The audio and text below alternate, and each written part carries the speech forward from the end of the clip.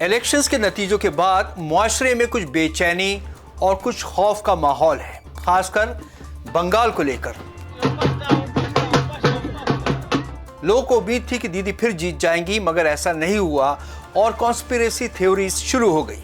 कहा जा रहा है कि फ्री एंड फेयर इलेक्शंस नहीं हुए। कुछ लोग जैसे मातम मना रहे हैं। अरे भाई, अगर बीजेपी जीत गई तो कौन सी क़यामत आ गई। जब राहत इंदौरी को आईआईटी के स्टूडेंट्स ने मुशायरे के लिए बुलाया था तो उन्होंने ये शेर पढ़ा था, सभी का खून है इस मिट्टी में, सभी का खून है इस मिट्टी में, किसी के बाप का हिंदुस्तान थोड़ी है। क्या बीजेपी कोई हवा है? कल प्राइम मिनिस्टर ने अपनी स्पीच में क्या कहा? उन्होंने कहा बीजेपी की जीत आईन की जीत है, जमहूरियत की जीत है। बीजेपी और संघ के नेता भी आईन से ऊपर तो नहीं हो सकते। हाँ, ये जरूर है कि जमहूरियत का मिजाज बदल गया है। तो क्या मुसलमान दुनिया में सिंगल पार्टी सिस्टम वाले मुल्कों में अपना गुजारा नहीं करते? चीन। बीजेपी मुल्क में 2014 से सेंटर में काबिज है, यूपी में भी दूसरी बार राज कर रही है। ऐसे में यह सवाल बनता है, क्या बीजेपी के राज में मुसलमानों की जिंदगी बिल्कुल बदल गई है? हाँ, दिमाग में अजीब अजीब ख्याल जरूर आते हैं, लेकिन अगर आप जमीनी हकीकत देखें तो शायद आपको कुछ ही बदला नजर आएगा। बीजेपी के आने से क्या दंगे बढ़ गए हैं? डेटा तो ऐसा नहीं बताता।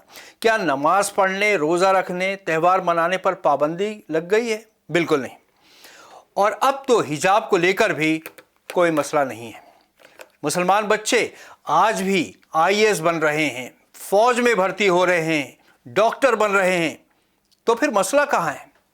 हाँ, ये बात जरूर है कि कुछ एक्स्ट्रा जुडिशियल जातियां जरूर हुई हैं बीजेपी के राज में, जैसे बुलडोजर की सियासत। कुछ लोगों को खामखा परेशान भी किया गया हुड़दंग के नाम पर।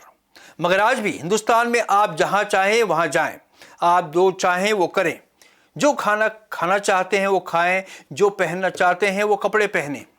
अगर आप लायक हैं तो सरकार की सभी स्कीम्स का फायदा उठा सकते हैं। कोई पाबंदी या भेदभाव नहीं है, वो सिर्फ हमारे दिमाग में है। आज भी आप बाजार में अमित भाई, अनुज भाई, अख्तर भाई, जुनैद भाई कहकर एक दूसरे से मुखातिब होते हैं या नहीं? हाँ, ये चीज जरूर बदल गई है, वो है पॉलिटिकल सिनेरियो। उस पे बड़ा बदलाव आया है। आज हिंदुस्तान का नक्शा गेरुआ हो गया है। तो माजी में रहकर किसी का भला हुआ है क्या? अब बीजेपी के दौर है, जाहिर है वो राज करेगी। Congress, Samajwadi, BSP, DMK, TMC का एक दौर था, वो अब नहीं रहा। मुसलमानों का पॉलिटिकल रिप्रेजेंटेशन भी ना के बराबर हो गया है। क्या इसके लिए बीजेपी को जिम्मेदार ठहराना मुनासिब होगा? जरा सोचिए, क्या हमें अपने गिरेबान में भी झांकने की जरूरत नहीं है?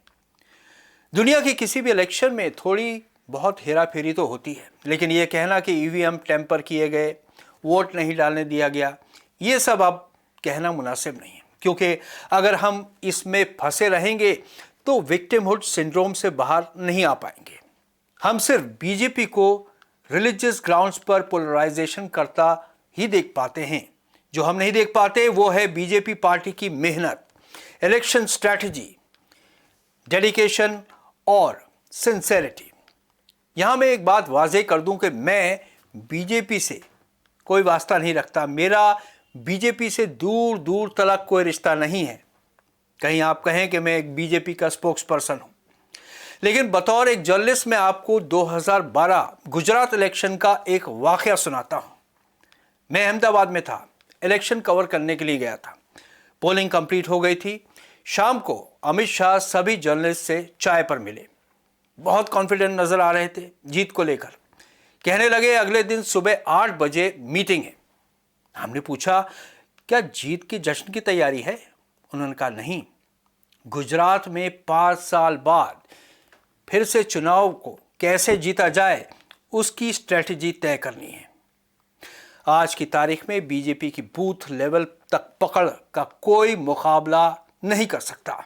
बाकी सब पॉलिटिकल पार्टीज जो लेगेसी की मोहताज रही उनका वजूद खत्म होता जा रहा है। दूसरी सच्चाई है हिंदू कंसोलिडेशन, जिसे लोग अब भी नहीं समझ पाए, या यूं कहें कि समझना नहीं चाहते।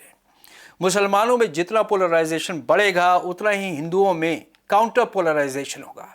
इसलिए समझदारी इसी में है कि हम वक्त की नज़ाकत को समझें। बीजेपी से डर या नफरत से कुछ हासिल नहीं होगा। वो मशहूर शेर है ना कि ना खुदा ही मिले ना विसाल सनम, ना इधर के हुए ना उधर के हुए। आज भी बीजेपी के टिकट पर मुसलमान जीत रहे हैं।